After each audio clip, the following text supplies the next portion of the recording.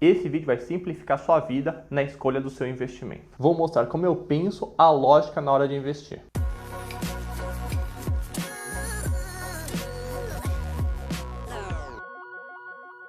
Bom pessoal, já fiz até um vídeo falando dos 5 principais pontos que você precisa se atentar antes de investir. Hoje eu vou falar da questão do prazo. Quais investimentos eu acredito, na minha opinião, que seja melhor para cada prazo. Bom, vamos começar. Primeiro investimento, reserva imediata, ou D0. Aqueles que se eu pedir o resgate, cai agora na minha conta. Não importa se é sábado, domingo, feriado, o que for. A ideia desse dinheiro é mais para pagar as contas do dia a dia.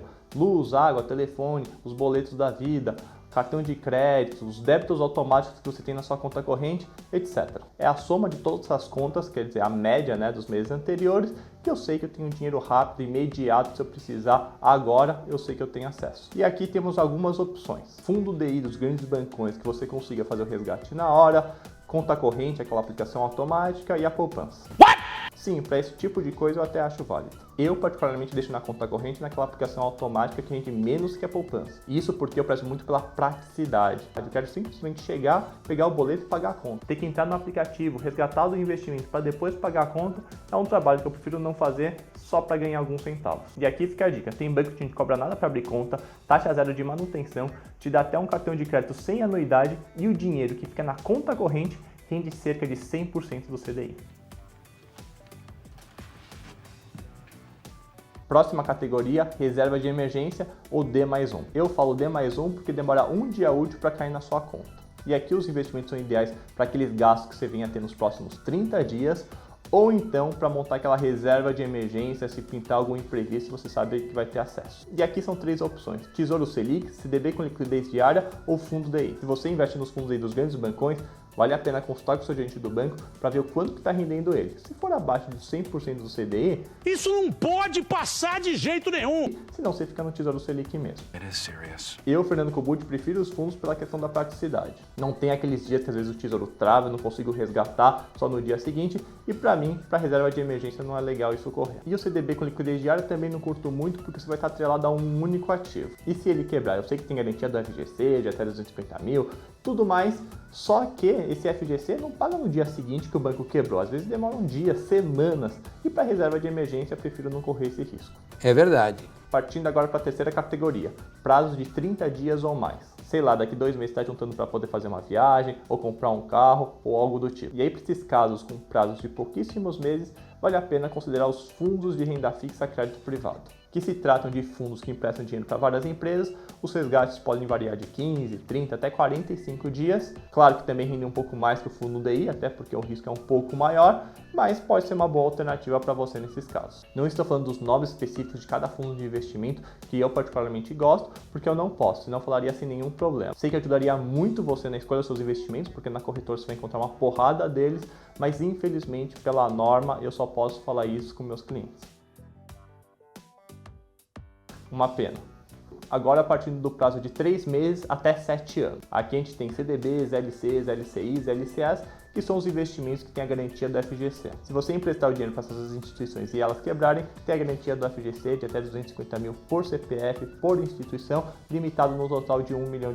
E aqui, quanto maior o prazo você conseguir deixar, maior a rentabilidade. LCI e LCA, por serem isentas de imposto de renda, geralmente valem para prazos menores, até 1 ano. Mas sempre vale fazer aquela continha básica, que inclusive já fiz um vídeo sobre isso. Não é porque é isento que seja melhor. E aqui também tem a LF, letra financeira, que é que nem o CDB, que você empresta o dinheiro para o banco, só que não tem a garantia do FGC. Por isso que você tem que tomar bastante cuidado e geralmente são de grandes bancões. Bradesco, Itaú, Caixa, etc. Agora, pegando o prazo de 2 anos até 10 anos. CRI e CRA, que também são isentas do imposto de renda, que nem LC e LCA, só que não tem a garantia do FGC. A seleção tem que ser mais criteriosa. O COI é um outro tipo de investimento que se encaixa nesse prazo. Ele é um mix de renda fixa com renda variável, mas eu prefiro dizer que é renda fixa mesmo, porque no final das contas você está emprestando dinheiro para um banco. Também não tem a garantia do FGC e por isso que a XP só trabalha com COIs de bancos renomados como Morgan Stanley, Credit Suisse, JP Morgan, etc. E tem COIs que vão de 2 até 7 anos. Próximo prazo de 3 anos até 10 anos. Debêntures. É o mesmo esquema do CRI e do CRA, você vai estar emprestando dinheiro, não tem a garantia do FGC e por isso a seleção tem que ser com mais cuidado. Aqui, só abrindo parênteses, os prazos que eu estou falando para vocês são os prazos mais comuns, digamos assim. É claro que talvez você encontre alguma dessas categorias que eu mencionei com prazo um pouquinho menor, um pouquinho maior, ou seja, não precisa levar no pé da letra. Em outro ponto relevante, eu particularmente prefiro investir nos CDBs, LCs, do que nas debêntures, CRIs e CRAs. Isso porque tem a garantia do FGC que me deixa mais tranquilo e geralmente CRIs, CRAs, debêntures têm pagamentos de juros ou amortizações semestrais ou anuais. Eu prefiro quando empresto dinheiro para uma empresa que ela me pague somente no final. Assim, os juros compostos trabalham mais a meu favor e o montante final vai ser maior. Até porque eu não preciso desses pagamentos periódicos. Se precisasse, aí seria uma outra situação. Ou seja, no início prefiro focar nos CDBs e LCs. Claro que respeitando a garantia do FGC de até 250 mil por CPF por instituição e o limite total de R$1 milhão.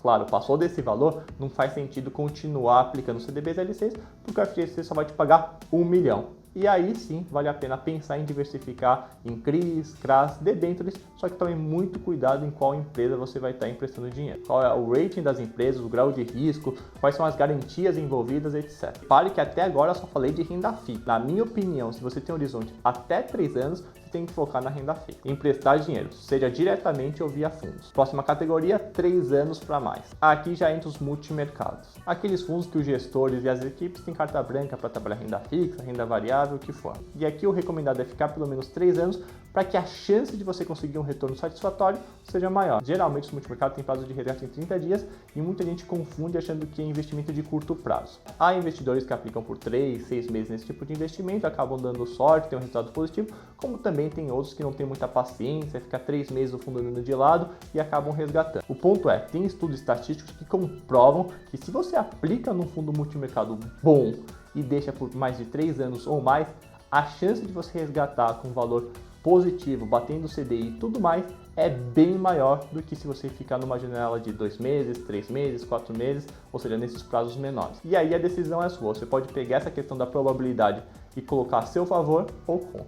E a lógica é a mesma para o próximo prazo. 10 anos ou mais. E aqui até meio que exagerei. Os investimentos que eu vou falar aqui, o prazo poderia ser um pouco menor, mas eu prefiro jogar para cima, ser mais conservador possível. Então, os investimentos que eu vejo para longuíssimo prazo, para aposentadoria, são ações, seja aplicando diretamente ou via fundos, fundos imobiliários, previdência privada e tesouro direto. No caso das ações e fundos imobiliários, você tem que saber que você está virando dono da empresa ou do imóvel. E eu não acredito que seja um investimento de curto ou médio prazo, por mais que tenha liquidez. Você consegue comprar e vender o ativo em poucos dias. Eu, quando viro sócio de um negócio, eu compro um imóvel, pretendo ficar com isso por décadas e não alguns meses ou anos. Sobre a previdência, hoje em dia há excelentes gestores, desde renda fixa, multimercado, de ações, se você tiver um perfil mais moderado ou arrojado, que podem valer a pena para você.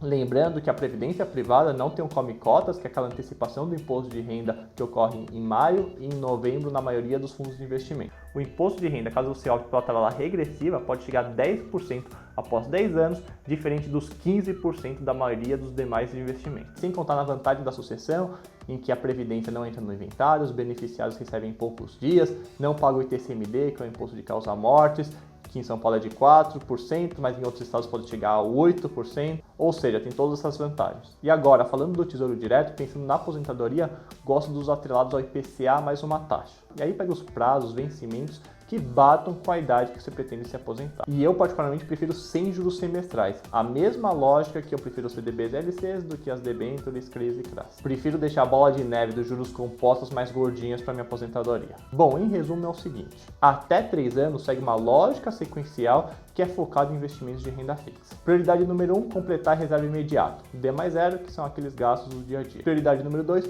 completar sua reserva de emergência, o D+1, e também relacionar aqueles gastos que você vai ter nos próximos dias. E prioridade número 3, completar sua reserva de curto prazo, que vai de 30 dias até 3 anos. Depois disso, para a gente partir para a prioridade 4, aí sim é necessário analisar os outros 4 pontos relevantes que eu mencionei nesse outro vídeo. Qual que é o perfil do investidor, como que ele já está alocado, quanto que ele tem em cada categoria, multimercado, renda variável, renda fixa pós, inflação, pré-fixado, qual que é o valor que ele tem para investir E por fim, qual que é o grau de trabalho que ele pretende ter com esse investimento. Se você quiser saber mais detalhes de cada um desses pontos que eu mencionei, só vê lá. Com isso, espero ter ajudado e clareado como que você relaciona os seus investimentos com os prazos e objetivos que você possui. Muito obrigado, até mais.